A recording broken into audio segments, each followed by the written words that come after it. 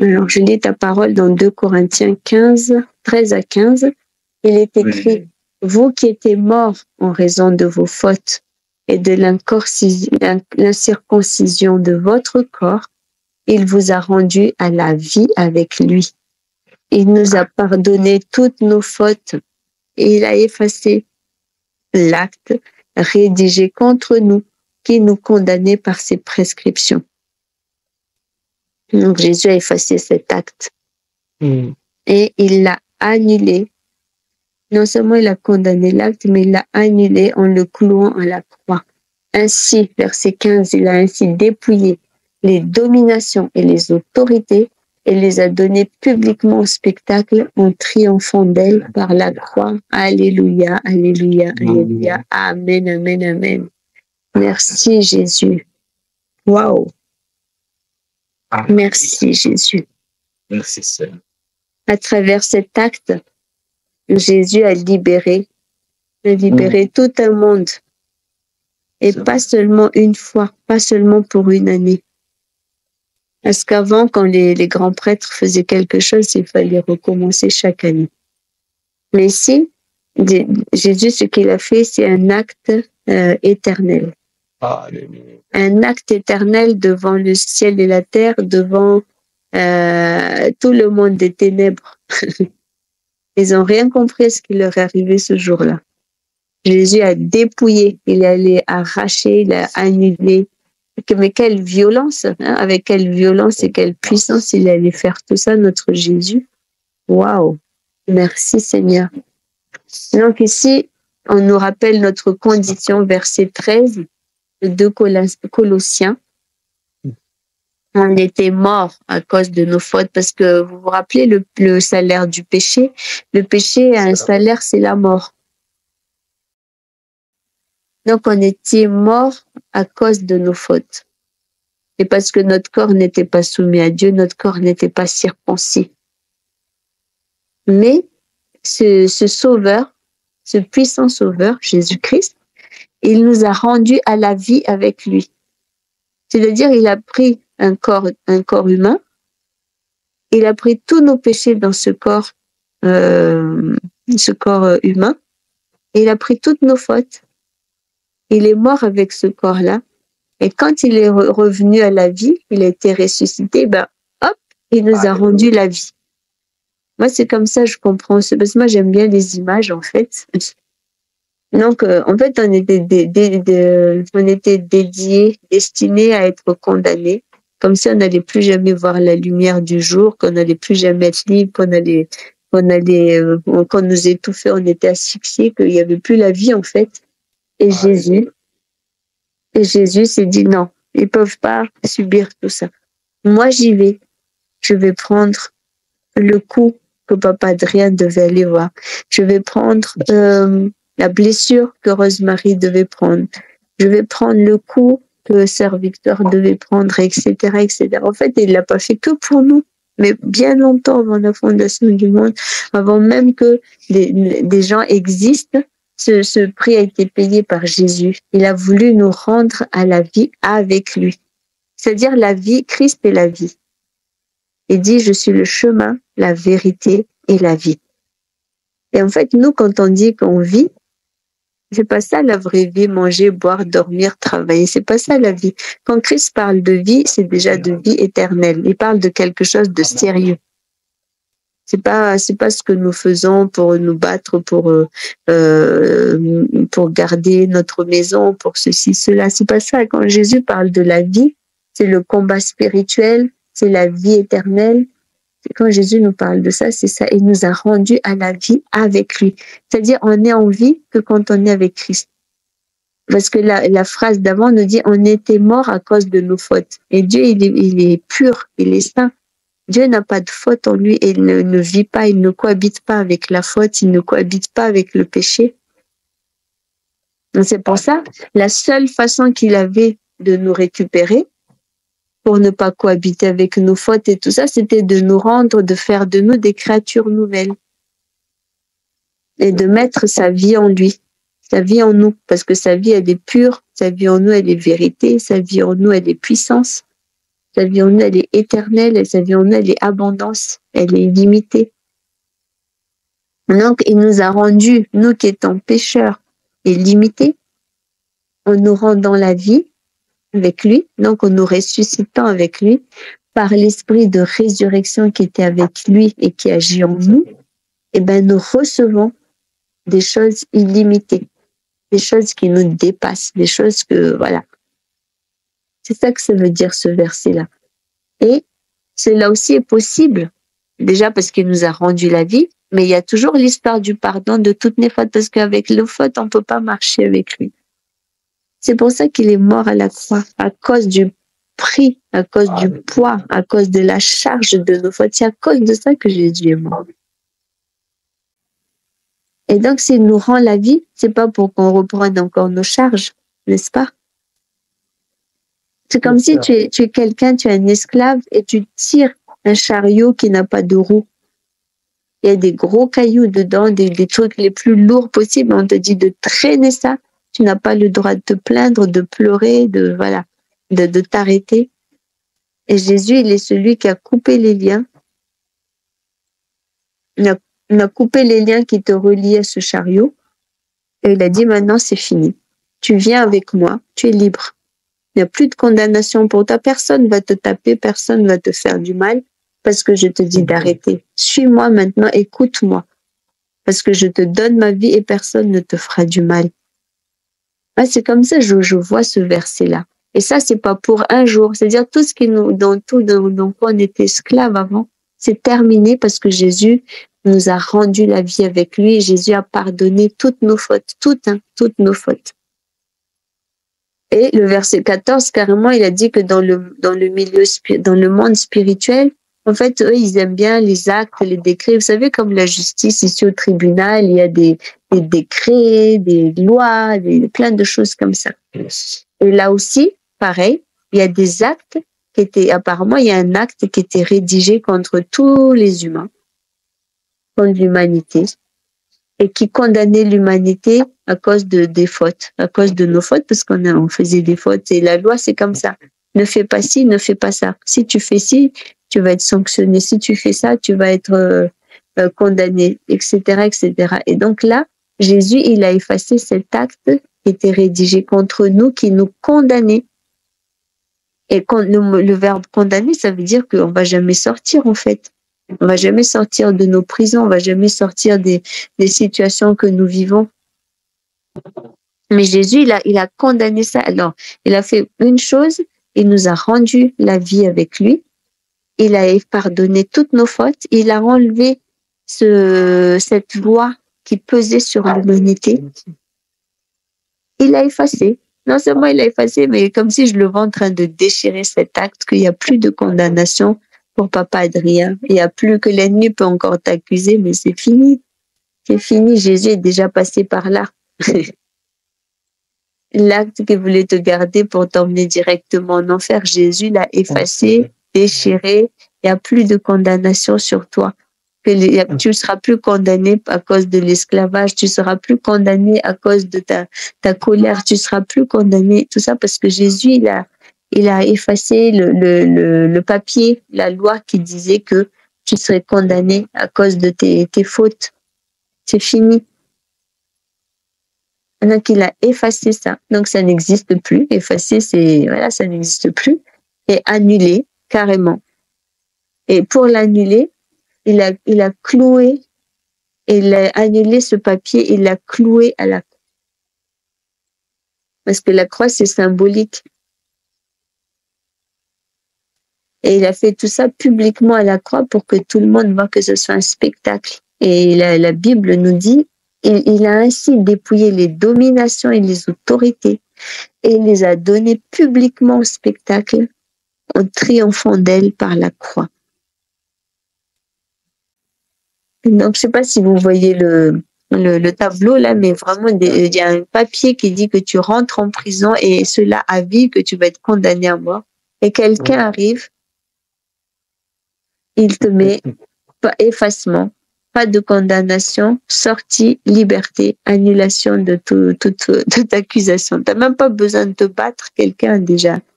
C'est déjà mis Il s'est sacrifié pour toi. Et il a tout annulé. Et donc, s'il a tout annulé, on peut plus t'accuser. Tu n'es plus accusable parce que ce qui t'a condamné a déjà été effacé, enlevé, ça n'existe plus. Mais la croix vient nous rappeler que c'est à cette croix, Jésus a annulé beaucoup de choses, des choses qui devaient nous maudire, voilà. Jésus, il a enlevé tout ça par amour pour nous, à la croix. Voilà pourquoi c'est bien de souvent bénir la croix, de remercier le Seigneur Jésus-Christ pour son œuvre à la croix, parce que c'est vraiment une mission très lourde, très, très lourde. Une mission difficile, jusqu'à ce que notre Seigneur a saigné de sang et d'eau. Oh Jésus. Donc vraiment, je voudrais qu'on prenne 1 ou 2 minutes pour vraiment une croix où vous devez aller à cette croix, on doit vous crucifier.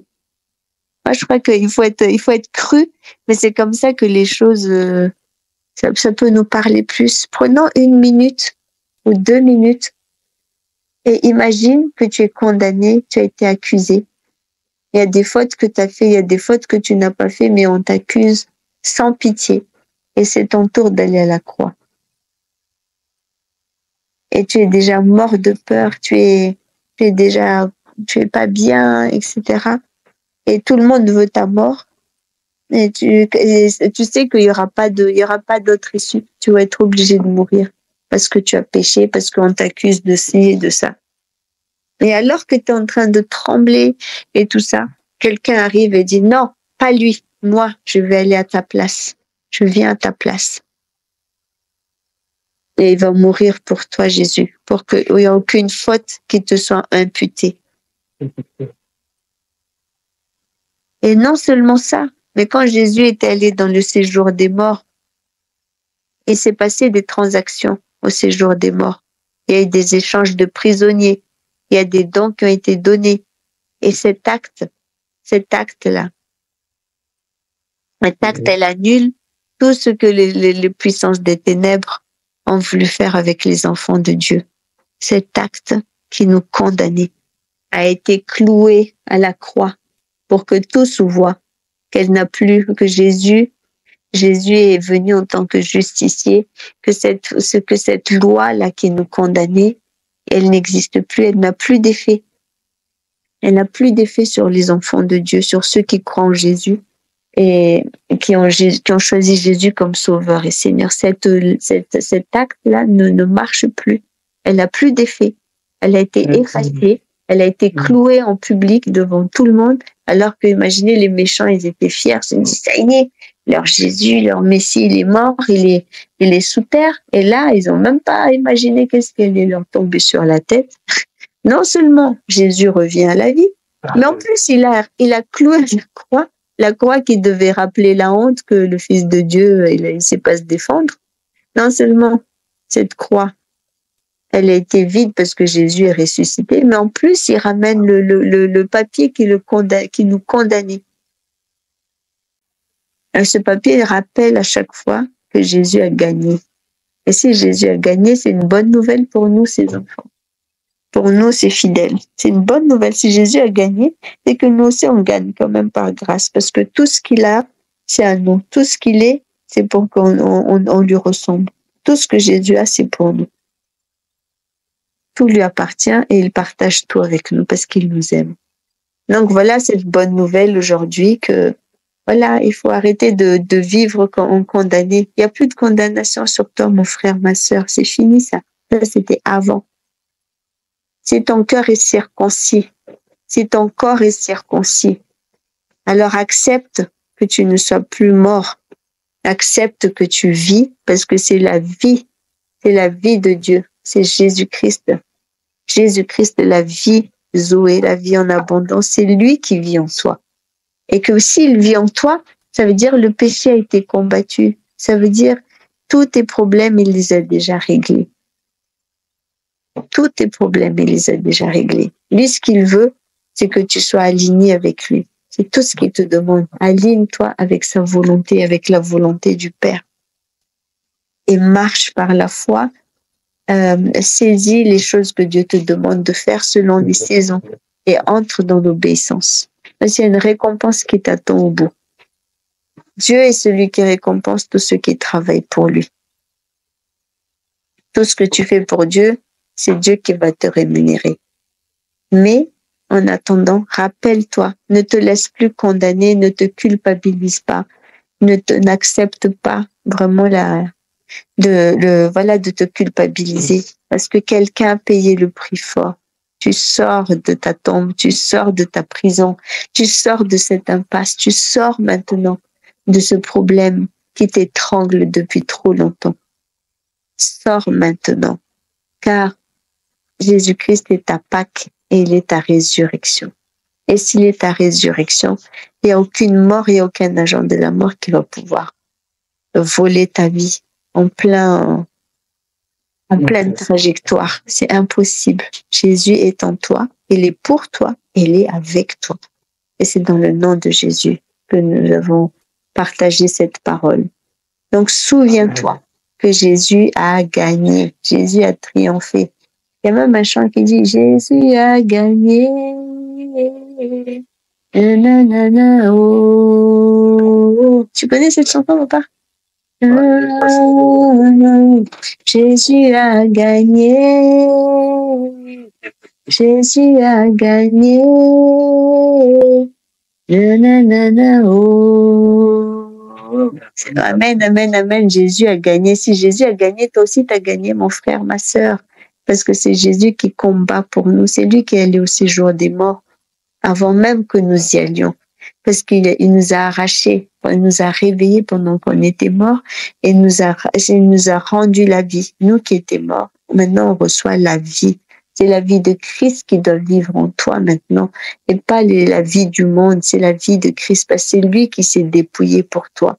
Il s'est fait pauvre pour que tu sois riche. Il s'est fait faible pour que tu sois fort. Et qu'il soit ta force, que Jésus soit ta force, mon frère, ma sœur, qu'il soit ton bouclier, qu'il soit ton espérance. Et c'est dans le nom de Jésus que nous avons prié. Amen, amen, Alléluia, amen. Nous sommes plus que vainqueurs, comme dit Romains 8, je crois, plus que vainqueurs.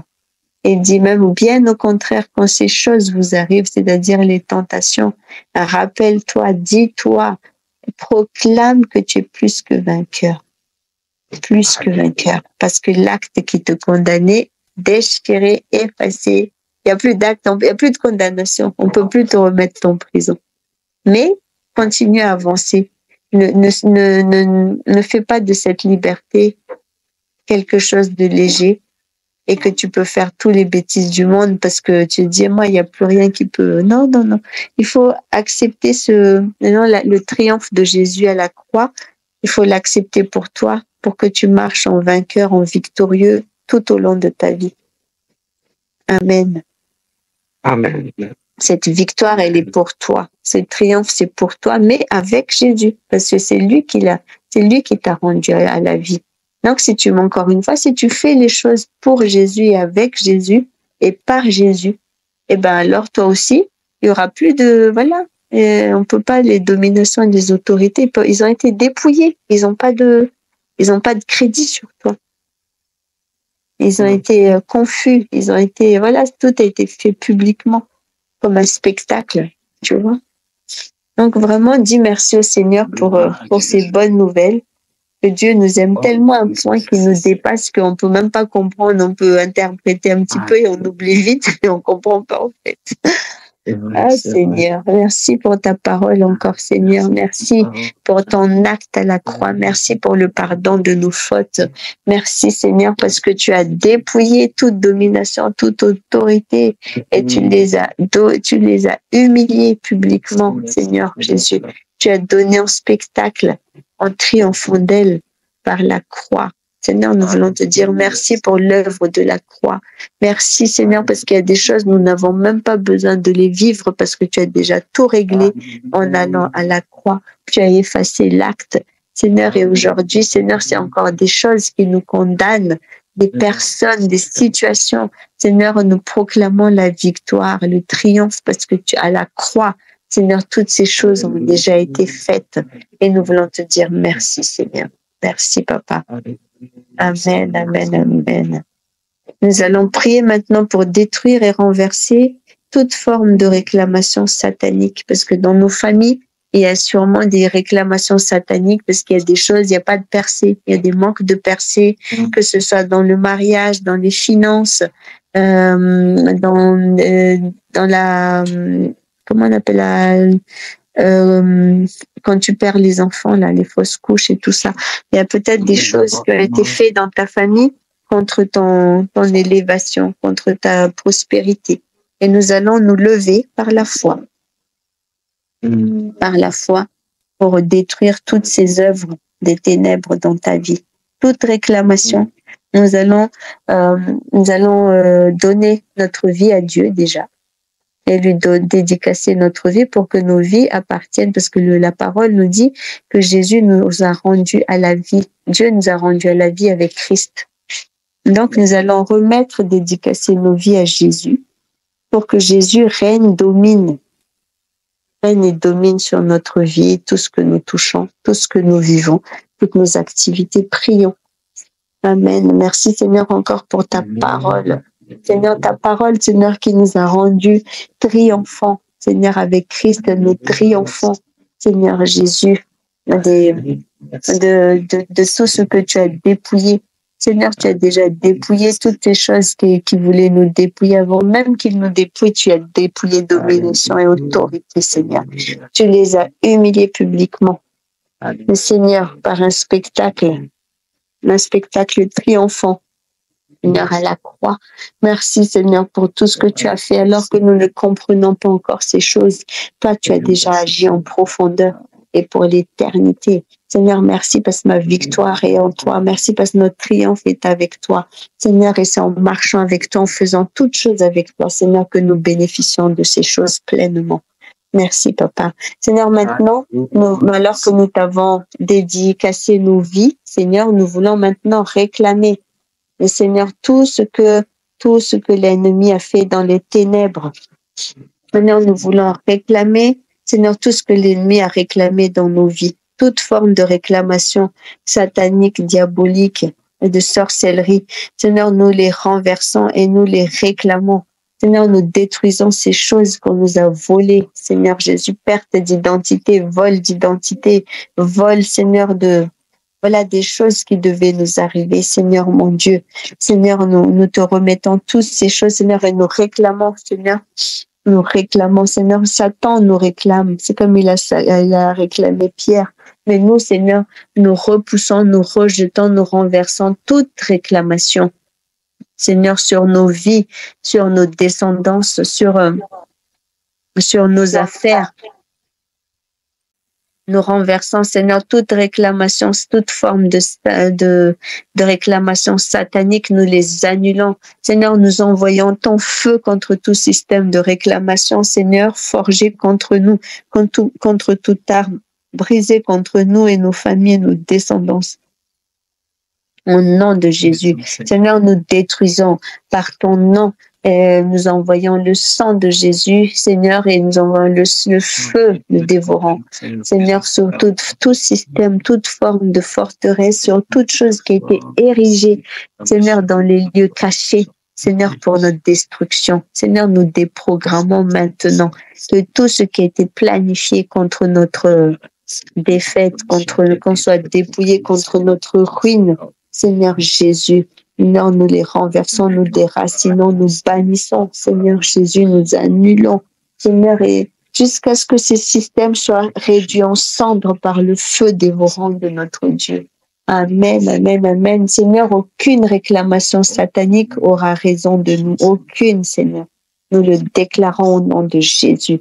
Par contre, Seigneur, nous réclamons la plénitude de la puissance et de la plénitude de la présence du Saint-Esprit. Nous réclamons maintenant le Saint-Esprit à nous remplir par sa présence et sa puissance.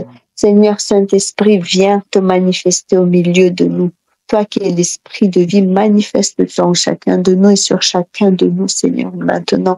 Là où il y avait des accords sataniques, là où il y avait des pactes, des alliances, des systèmes, Seigneur, des choses pour nous faire du mal, pour nous ruiner, pour nous emmener à la perte. Alors, Seigneur, que tu envoies la confusion maintenant, la confusion, le désordre dans le camp de l'ennemi, que toutes ces choses, désordre, retard, non-accomplissement, alourdissement, pesanteur, Seigneur, sommeil anormal, Seigneur Jésus, Seigneur, que toutes ces choses, toutes ces attaques bizarres, Seigneur, nous les renvoyons dans le camp adverse, nous les renvoyons à l'expéditeur au nom de Jésus. Alors que nous attendons à la visitation du Saint-Esprit, la visitation du Saint-Esprit, nous attendons au toucher de Christ, que Christ effleure nos vies, que tu touches nos vies, Seigneur, et nous ne serons plus jamais les mêmes. Merci, Seigneur.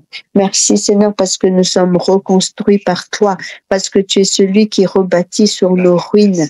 Seigneur, nous te remercions, car nous croyons qu'en ce moment même, tu es en train de rebâtir sur les ruines de la vie de quelqu'un dans ce jeudi de miracle.